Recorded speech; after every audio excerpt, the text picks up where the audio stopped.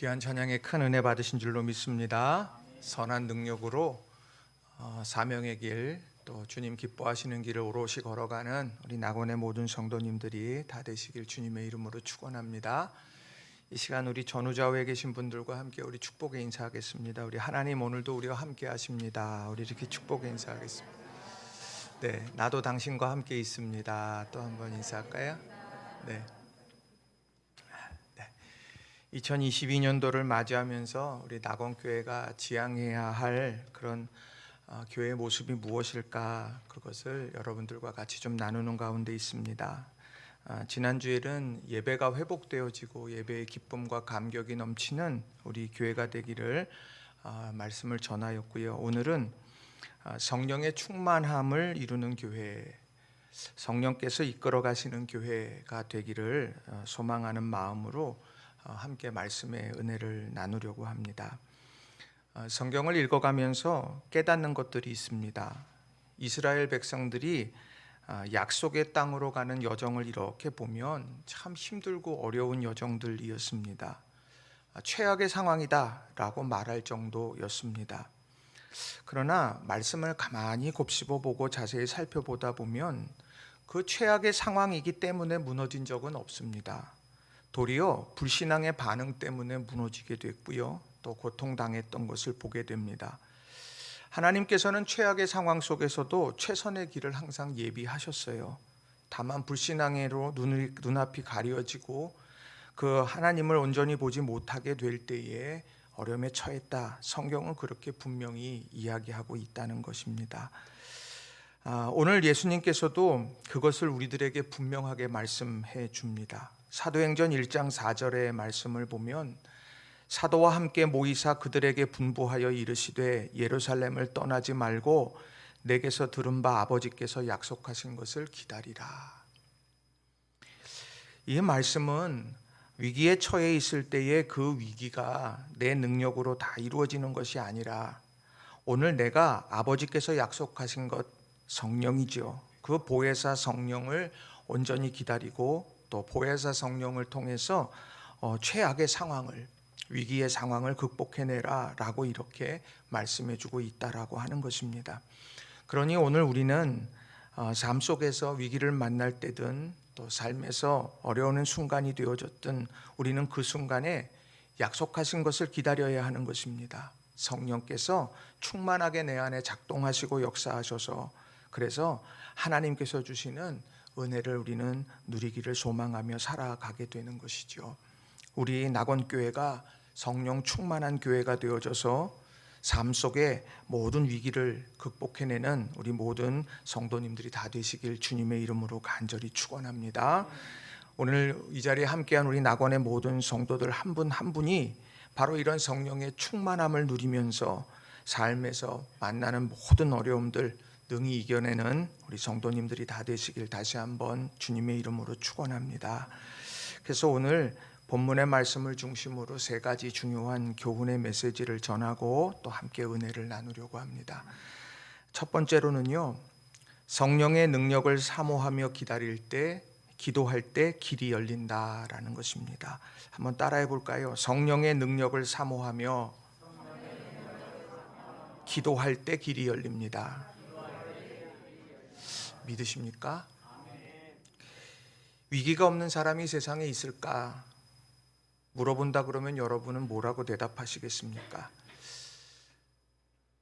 오죽하면 예수님께서 수고하고 무거운 짐진 자라고 우리의 인생을 그렇게 표현하기도 했습니다.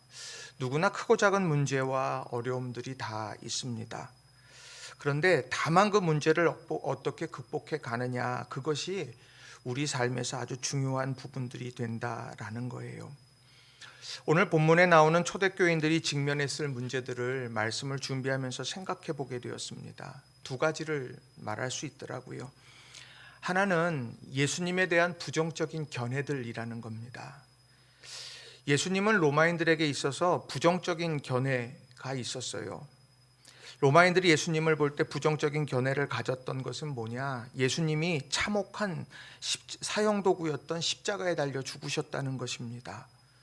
아주 극악범들이 받게 되어졌던 십자가형, 그거를 예수님이 받았다라고 하는 것만으로도 예수님은 죄인이고 전할 수 없는 것이 된다라고 하는 겁니다. 또 예수님은 유대인에게도 부정적인 견해를 갖게 되었습니다. 신명기 21장 23절 말씀을 보면 나무에 달린 자는 하나님께 저주를 받은 자다 이렇게 말씀합니다. 그러니 하나님을 믿는 유대인들에게 있어서 예수님은 하나님의 저주를 받은 자일 뿐이라고 하는 것이죠. 그 부정적인 견해들, 로마인에게나 유대인에게나 이런 부정적인 견해를 예수님은 한 몸에 받고 계셨다라고 하는 겁니다. 또 하나는 예수님에 대한 부재였습니다. 이런 부정적인 견해는 외부의 일들입니다. 그러니 그것을 아예 그냥 외부의 일이니라고 그냥 넘어갈 수 있을지도 모릅니다. 그런데 예수님의 부재라고 하는 엄청난 그런 문제가 있었습니다. 예수님은 말씀대로 죽음을 이기시고 부활하셨습니다. 그리고서는 제자들을 찾아오셔서 평안하뇨? 라고 물으시면서 예수님과 함께 식탁을 대했지요. 그런데 예수님께서 계속해서 좀 내 곁에 머물러 주시고 승천하지 말고 좀 계셨으면 좋으련만 예수님께서 승천하셨습니다. 예수님이 계속 내 곁에 계신다면 어렵고 힘들 때 예수님 보면서 예수님이 무엇라 말씀하실 거고, 또 예수님의 못자국 창자국을 보면서 내가 위로와 힘을 얻을 텐데, 그런데 그 예수님께서 승천해 버리셨다는 겁니다.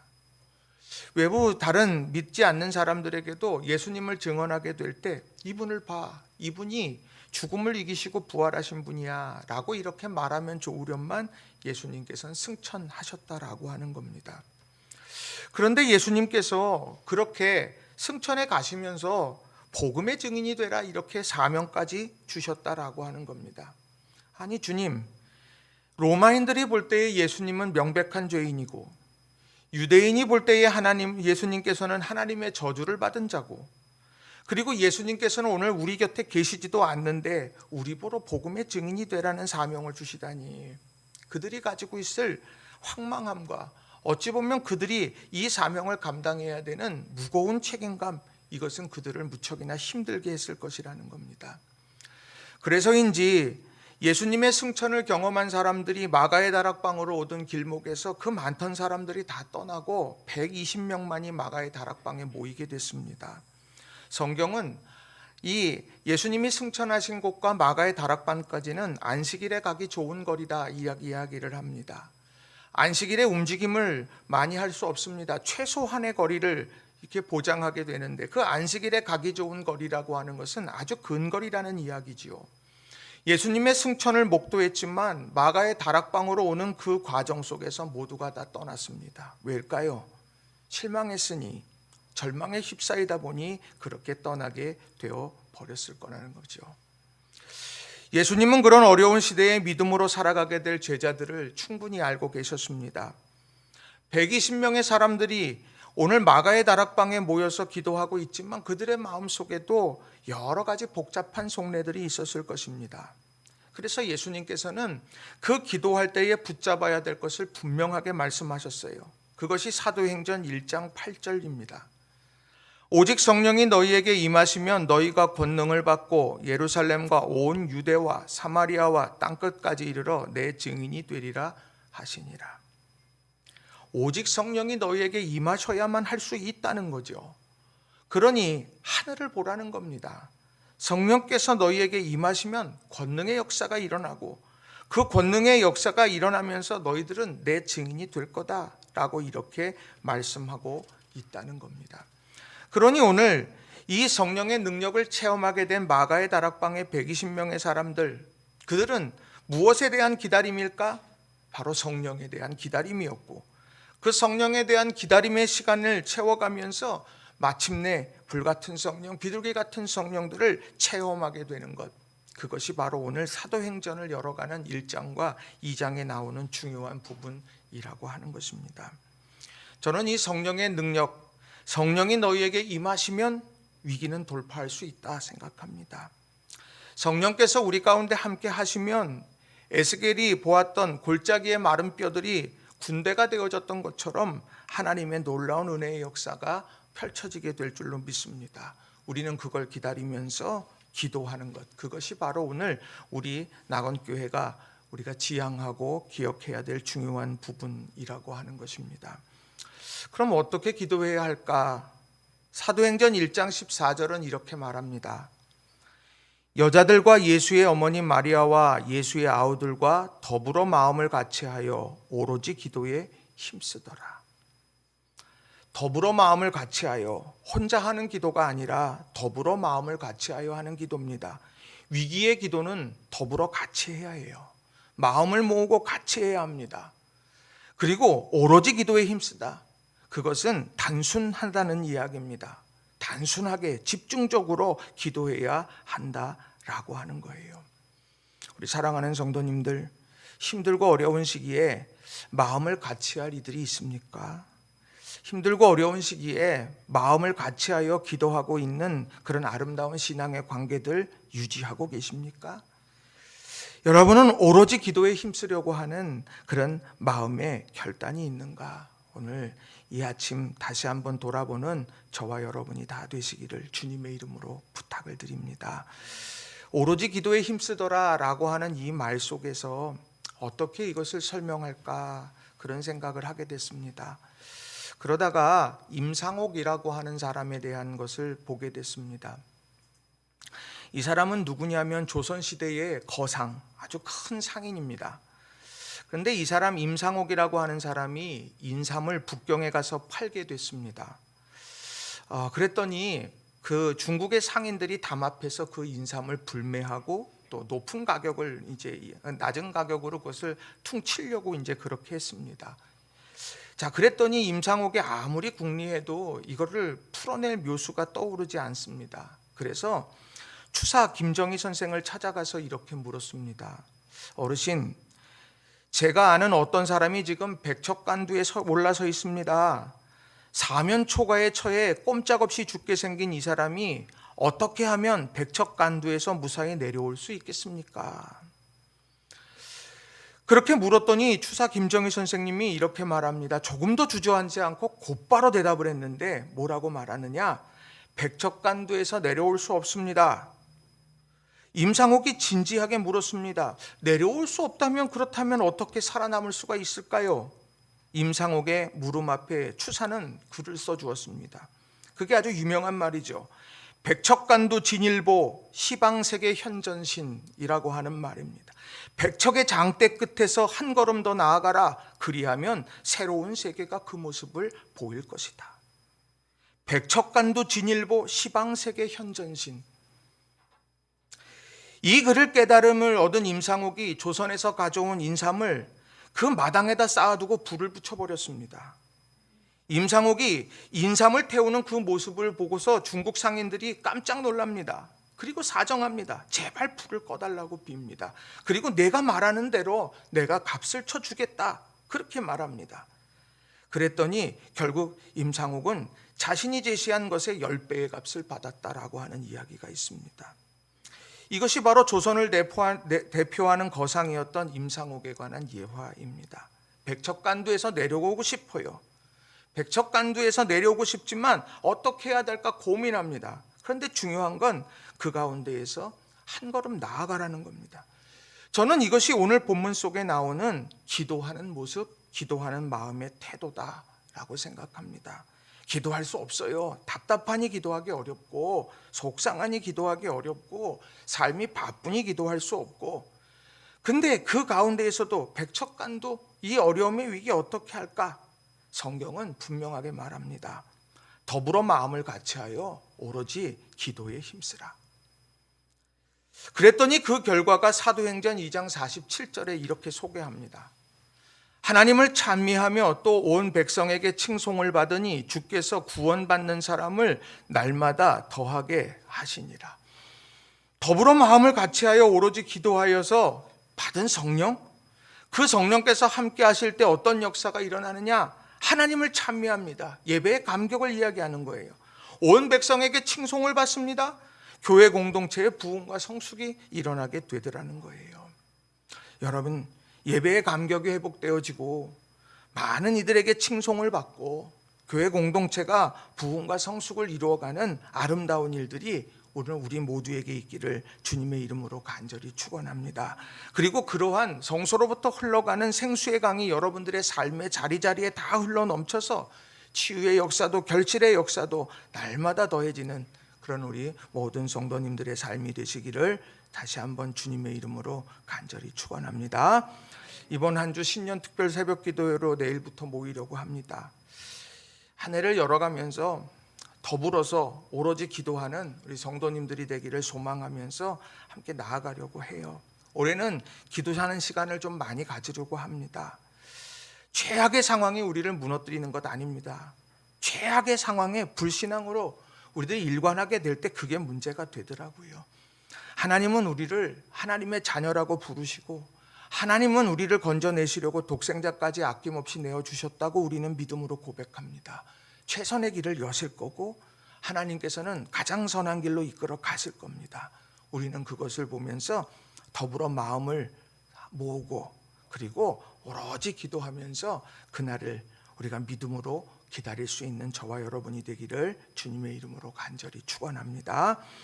두 번째로 성령의 능력이 임할 때 뜨거운 사랑의 공동체가 된다는 것입니다. 한번 따라해 봅니다. 성령의 능력이 임할 때 뜨거운 사랑의 공동체가 됩니다. 믿으십니까? 사랑의 공동체는 내 의지와 결단으로만 되는 것이 아닙니다. 성령의 능력이 임할 때 가능한 거예요. 사람들의 기본 성향이 뭐냐라고 묻는다면 자기중심주의다라고 말할 수 있습니다. 이건 어른이나 아이나 다 매한가지입니다. 그런데 성경에 보면 그런 자기중심주의라고 하는 부분들에 대해서 몇 군데의 말씀이 있습니다. 그 중에 대표적인 것이 사사기 21장 25절 말씀이에요. 그때에 이스라엘의 왕이 없으므로 사람이 각기 자기의 소견에 오른 대로 행하였더라. 왕이 없으므로 사람이 각기 자기의 소견에 오른 대로 행했다. 성경은 그렇게 이야기를 합니다. 가장 힘겨운 시대를 설명할 때 사사기를 이야기합니다. 아주 혼돈스러웠고요. 전쟁이 그치지 않았고요. 수많은 타락이 일어났던 시대가 사사기의 시대입니다. 그 시대의 원인을 규명할 때 각각 자기의 소견에 오른 대로 행했던 그 모습을 이야기합니다. 소견, 보는 바라고 말할 수 있겠죠. 또 요한 사도도 이야기하기를 세상을 살아가면서 믿음을 지켜내기 위해서 주의해야 될 것이 있는데 그것을 가리켜서 요한일서 2장 16절에 보면 이렇게 세 가지를 이야기합니다. 제가 공동번역으로 읽어드릴 텐데요. 세상에 있는 모든 것 곧 육체의 쾌락과 눈의 쾌락을 쫓는 것이나 재산을 가지고 자랑하는 것은 아버지께로부터 나온 것이 아니고 세상에서 나온 것입니다. 육체의 쾌락, 그의 중심은 나지요. 내가 즐거워야 하는 거예요. 눈의 쾌락, 내 눈이 보기에 좋아야 하는 것을 말합니다. 그리고 재산을 가지고 자랑하는 것, 내가 쥐고 있는 것을 자랑하는 것입니다. 그것이 신앙생활에 있어서 가장 우리를 유혹하는 시험거리가 될 수 있다라고 하는 것입니다. 두 가지, 각기 소견에 오른 대로 행했던 사사시대나 그리고 요한사도가 말하듯 육체의 쾌락과 눈의 쾌락을 쫓는 것이나 재산을 가지고 자랑하는 것들, 이 모든 것들은 다 저마다 자기 중심, 자기로부터 일어나는 것입니다. 그래서 누굴 만나면 그렇지요. 저 사람이 나보다 나은 사람인가? 저 사람이 나보다 좀 못한 사람인가 찾습니다. 저 사람이 나보다 많이 배운 사람인가? 저 사람이 나보다 덜 배운 사람인가? 저 사람은 도대체 어떤 사람? 저 사람 권세가 있는 사람인가? 저 사람이 내게 유익이 될 것이냐? 아니면 내가 저 사람의 유익이 되어야 할 것이냐? 이런 생각을 하며 계산기를 두드리면서 사람들을 만나게 됩니다. 그것이 바로 세상의 모습이라고 하는 거예요. 초대교회 성도들은 안 그랬을까요? 그 시대를 살아가는 사람들은 안 그랬을까요? 마찬가지였을 것입니다. 그런데 그들이 마가의 다락방에서 성령을 체험한 이후에 그들의 삶은 세상이 이해할 수 없는 삶으로 바뀌어 버렸다는 겁니다. 가장 중요한 변화는 안으로부터의 시선이 밖으로의 시선으로 변했다라고 하는 것입니다. 자, 그 내용들을 쭉 설명해 보면 이렇습니다. 42절. 그들이 사도의 가르침을 받아 서로 교제하고 떡을 떼며 오로지 기도하기를 힘쓰니라. 사도의 가르침을 받는다고 말합니다. 배운다는 이야기예요. 묻는다는 이야기입니다. 고민한다는 이야기예요. 사도의 가르침을 받아서 그 모든 일들을 이루어가면서 또 서로 교제하며 떡을 떼며 오로지 기도합니다. 하나님의 뜻을 구하고 또 믿음의 공동체를 세워가는 것을 이야기하는 것이죠. 성령의 놀라운 체험 앞에 그런 일들이 일어나게 되더라는 겁니다. 44절부터 46절도 이렇게 말합니다.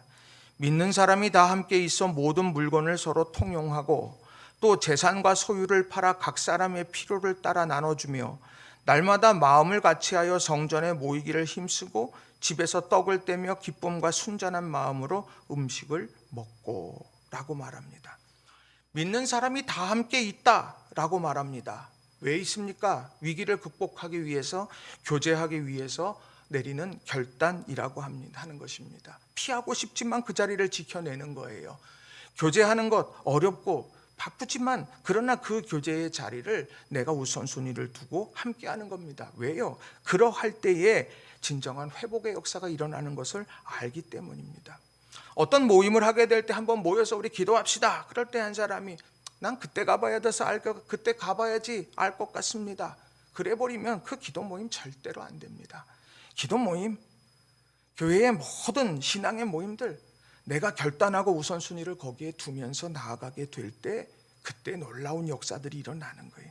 마가의 다락방에 120명이 모였을 때도 그랬고 성령을 체험한 이후에 다 함께 모여 있을 때에도 날마다 마음을 모아서 집에서 떡을 떼며 그렇게 지나왔던 모든 일들이 다 그와 같다는 것입니다. 또 서로의 필요를 채웠다고 성경은 말합니다. 또 재산과 소유를 팔아 각 사람의 필요를 따라 나눠주는 것, 서로의 필요를 채웠다고 말하는데 이건 뭡니까? 자기중심적인 사람들은 내 필요를 채워줄 사람이 누굴까를 찾습니다. 내 필요를 채울 사람이 도대체 누구야? 그러나 성령의 충만한 능력을 경험한 사람들은 내가 누구의 필요를 채울 수 있을까를 찾습니다. 시선이 바뀌게 된다라고 하는 거예요. 성숙한 교회의 척도는 바로 여기에 있다는 겁니다. 각 사람의 필요가 도대체 무엇일까? 또 내 것을 나누어 줄 수 있는 섬김과 희생이 있다면 그것은 진짜 아름다운 교회의 모습이라고 하는 것입니다. 우리 사랑하는 성도님들, 성령 충만하셔서 여러분들을 통해서 하나님이 주시는 축복이 흘러가고 그 축복이 흘러가는 자리자리마다 아름다운 회복의 역사가 일어나는 우리 성도님들이 다 되시기를 주님의 이름으로 축원합니다. 저는 확신합니다. 우리들이 흘려보내고 나누고 세워갈수록 하나님은 우리들에게 생각지도 못한 예기치 않는 축복을 우리에게 반드시 허락해 주십니다. 왜요? 하나님의 뜻대로 하는 살아가는 삶이기 때문이라고 하는 것입니다. 주일 찬양일, 우리가 주일 찬양을 이제 성가대가 와서 오늘 선한 능력으로 얼마나 참 아름다운 찬양을 해주셨는지 모릅니다. 참 감사해요. 그 참 소중함을 다시 한 번 더 느끼게 되는데 이 코로나 시대에 많은 사람들이 이렇게 함께 찬양한다라고 하는 것, 우리가 그런 부분들을 여러 가지로 고려를 하면서 이제 성가대와 더불어서 또 성도들이 가정별로 또 나누어서 이제 그런 신청을 좀 받으려고 합니다. 그래서 이 코로나가 끝나게 되면 그러면 자연스레 신청하신 날짜에는 여러분들이 봉헌송으로 그것을 좀 올려드리면서 여러분들이 이런 위기의 시대에 찬양으로 하나님 앞에 좀 이렇게 좀 나아갔으면 좋겠다 이런 생각을 해보게 돼요. 그런데 제가 늘 목회하면서 저는 자발성을 참 좋아합니다. 할 수만 있으면 자발적으로 하는 것이 너무너무 좋아요. 제일 좋은 건 여러분들에게 언제 누구누구 하세요라고 그렇게 돼서 쭉 써서 보내면 참 좋습니다. 그런데 이 찬양의 제사는 여러분 내가 기쁨으로 정말 하나님을 높여드리려고 그 벅찬 가슴으로 찬양하는 것이 그것이 너무도 소중하거든요. 그래서 여러분들 이제 준비가 다 돼가지고 여러분 이렇게 신청하세요라고 나오면 여러분들께서 지금부터 기도함으로 여러분 준비하시고 그래서 찬양으로 하나님 앞에 올려드릴 수 있는 여러분 모두가 다 되시기를 간절히 바랍니다. 무엇보다도 중요한 건 사도의 가르침을 받고 교제하기 위해서 모이고 서로의 필요를 채우는 삶, 이런 모든 일들이 우리 낙원재단 가운데 늘 있어서 교회에서 정말 큰 역사가 회복의 일을 경험했노라고 하는 아름다운 고백들이 넘쳐나기를 주님의 이름으로 축원합니다. 세 번째로 성령의 능력이 임할 때 기사와 표적이 나타난다는 것입니다. 한번 따라해 보겠습니다. 성령의 능력이 임할 때 기사와 표적이 나타납니다. 여러분, 맛집을 가면 맛있는 음식 먹으면서 여러분 어떤 생각을 합니까? 신방하면서 맛집을 이렇게 안 가본 데가 사실 없어요. 두루두루 많이 이제 일산에 참 맛집 참 많거든요. 거기 이제 두루두루 이제 하루에 7지씩 신방을 했으니 얼마나 많이 이렇게 다녔겠습니까? 근데 거기에서 신방을 이렇게 하면 어떤 때는 큰 그런 식당 앞에 남자는 저밖에 없어요. 다 여자분들밖에 없고 간혹 추리닝 입은 남자는 있습니다. 수영 코치예요. 그래서 이렇게 해서 저를 같이 먹으면 양복 입으면 목사고 이제 그렇게 해서 이렇게 같이 식사를 하면 그 속장님들 또 권사님들 집사님들 얼마나 맛있게 먹는지 모릅니다. 먹으면서 뭐라고 하느냐, 탁 입에 넣자마자 소스가 이게 몰랐어, 이거는 재료가 뭐야 이러면서 서로 얘기하는데 맞아 그래요. 그럼 저보고 그래요. 목사님 이건 어때요? 그때 맛있구만요. 그러고 딱 맙니다. 그분들은 먹으면서 궁금한 거예요. 이 비결이 뭘까? 여러분, 성장하는 기업들 보면 어떻습니까? 아주 잘 되는 기업들 보고 성장하는 나라들 보면 저마다 관심합니다. 저게 도대체 저 기업은 어떻길래 이렇게 쭉 될까? 수능 만점 받은 친구들이 딱 있다고 여러분 생각합시다. 뭘부터 묻겠습니까? 어떻게 공부했어? 묻을 거예요. 어떤 괄목할 만한 결과 앞에는 늘 비결을 찾게 됩니다. 초대교회의 이 부흥의 역사, 그 비결 궁금하지 않겠습니까? 너무너무 궁금하죠. 저도 궁금합니다. 어떻게 하면 이런 놀라운 역사, 하나님께 찬미하는 예배의 감격, 온 백성이 칭송하게 되어지는 그런 모범적인 교회, 그리고 날마다 예수님을 믿고 구원함을 받는 사람들이 날마다 그치지 않는 교회가 된 어떤 비결이 있을까? 오늘 이 성경을 쭉 보면 비결은 딱 하나예요. 성령께서 이끌어 가시더라는 거예요. 그들에겐 시스템도 없어요. 프로그램도 없어요. 거기에는 다른 것이 없습니다. 기도하면서 성령의 충만함을 경험했고, 그리고 성령 의지에서 담대히 말씀을 전하면서 그들은 나아갔고, 또 서로의 필요를 채우고 사도의 가르침을 받고 교제하기 위해서 날마다 모이기에 힘썼던 것, 그것이 바로 부흥의 아름다운 역사가 일어났다라고 하는 것입니다. 올 한 해를 시작하면서 여러분 어떤 생각을 합니까? 이것이 교회에만 해당되는 것일까? 아니요. 여러분의 가정도, 여러분의 일터도, 여러분의 인생의 모든 것도 바로 성령께서 우리를 부흥케 하실 줄로 믿습니다. 이 성령의 충만한 은혜를 날마다 우리 안에서 경험하는 저와 여러분이 다 되시기를 바랍니다.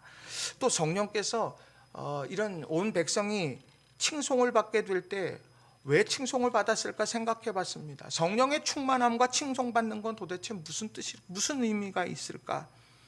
그것은 바로 성령의 열매가 있기 때문이라고 하는 거예요. 여러분, 성령의 열매, 세상 사람들은 예수님을 보지 못해요. 예수님을 보는 것이 아니라 예수님을 믿는 우리가 삶 속에서 맺는 열매를 보는 거예요. 근데 그 성령의 열매, 성령께서 맺어주시는 열매가 있는데 갈라디아서 5장 22절 23절의 공동번역으로 이렇게 소개합니다. 성령께서 맺어주시는 열매는 사랑, 기쁨, 평화, 인내, 친절, 선행, 진실, 온유, 그리고 절제입니다. 이것을 금하는 법이 없습니다. 그 열매가 맺혀 있다 보니까 온 백성의 칭송을 받은 거예요. 여러분, 우리의 삶에 사랑과 기쁨과 평화와 인내, 친절, 선행, 진실, 온유, 절제, 이 열매들이 맺혀지고 있는가? 우리가 그렇게 맺혀지고 있다면 우리는 성령의 사람인 거예요. 그런데 이것과 점점 멀어지고 있다. 그럼 성령은 내 안에서 작동하는 것이 점점 움츠러들고 계시다라고 하는 겁니다. 바라기는 우리 성도님들이 올 한 해 성령 충만하셔서 여러분의 삶의 자리자리마다 아름다운 성령의 열매를 맺어가시길 주님의 이름으로 축원합니다. 또 성령의 능력의 역사가 가득했다고 성경은 말합니다. 43절에 보면 사람들마다 두려워하는데 사도들로 말미암아 기사와 표적이 많이 나타나니. 기사와 표적은 뭡니까? 그게 기적이에요. 또 예수님께서 하셨다, 하나님이 하셨다라고 하는 증거들입니다. 그것이 그 기도하는 가운데에 또 사역의 모든 현장 가운데 그런 것들이 펼쳐졌다라고 하는 거예요. 저는 우리 낙원교회가 하나님의 놀라운 기사와 표적을 많이 체험하는 재단이 되기를 소망합니다. 또 여러분이 하나님께서 이루어 가실 기사와 표적의 역사들을 마음껏 체험하고 경험하며 나눌 수 있는 우리 성도님들 한 분 한 분 다 되시기를 주님의 이름으로 축원합니다. 말씀을 정리합니다. 오늘은 임원 임명주일입니다. 우리가 임원으로서 어떻게 해야 될까? 또 성령의 가장 중요한 건 생각해 보면 성령의 사람이 되어야 하는 거예요. 저 사람이 성령의 사람이 되면 나한테 뭔 유익이 있겠지가 아니라 우리 한 사람 한 사람이 성령의 사람이 되어야 합니다. 그게 신앙인으로서 살아갈 때 가장 중요한 거예요. 우리들이 세상의 지식, 세상의 소유, 세상의 권세, 우리들이 그 모든 것이 그것만 있으면 우리들이 온전하게 모든 것을 할 수 있을 것 같다고 생각합니다. 내 곁에 그런 사람들만 있으면 내가 정말 못할 것이 없을 것 같은 착각을 우리들은 갖게 될 수도 있어요. 그러나 정말 중요한 건 내가 강해져야 되는 겁니다. 성령의 능력으로 내가 채워질 때 우리의 삶은 우리가 생각지도 못한 놀라운 역사를 체험하게 될 줄로 믿습니다. 성령의 능력을 사모하며 기도할 때 길이 열려요. 성령의 능력이 임할 때 뜨거운 사랑의 공동체가 돼서 회복의 역사가 일어납니다. 성령의 능력이 임할 때 우리 삶 속에서 기사와 표적의 역사가 일어나게 될 겁니다. 이 사실을 다시 한번 마음에 깊이 새기고 믿음 안에서 살아가는 저와 여러분이 다 되시기를 주님의 이름으로 간절히 축원합니다. 이 시간 우리 말씀을 부여잡고 같이 통성으로 기도했으면 좋겠습니다. 하나님, 우리 안에 성령의 충만함을 주셔서 성령께서 주시는 그런 능력으로 위기를 극복하고 성령께서 주시는 힘과 사랑의 마음으로 우리의 시선이 이제 우리 안이 아닌 밖으로 넘어가게 하셔서 우리들이 곁에 있는 우리의 공동체 함께 지금 힘겨움 속에 있는 이들 보게 하시고 어려운 시대를 살아가고 있는 많은 이들을 품어 안을 수 있게 하시고 또 성령의 능력이 임해서 우리의 인생에 놀라운 기사와 이적이 펼쳐져 주님이 증거될 수 있게 하옵소서. 이 시간 우리 간절한 마음으로 합심해서 기도하도록 하겠습니다. 우리 기도하십시다.